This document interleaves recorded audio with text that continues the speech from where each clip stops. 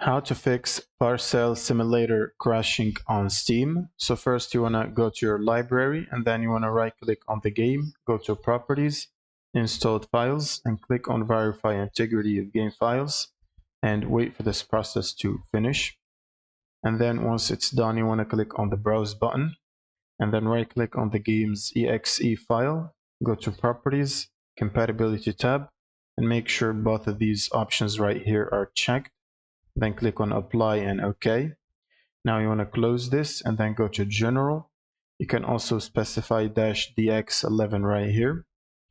And then close this and try to launch the game again to see if that solves the issue.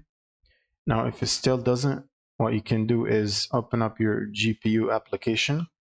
So for example, if you have an NVIDIA GPU, you might need to install NVIDIA app and then open it. Go to drivers section and make sure you have the latest GeForce Game Ready driver installed. You can use this button right here to check for updates, and once there is a new update, you will see a green download button right here, which you will need to click on to download and install the latest update. And then you might need to restart your system and then run Steam as administrator before launching the game. And then you should launch the game and that should solve the problem. Thank you guys for watching and subscribe.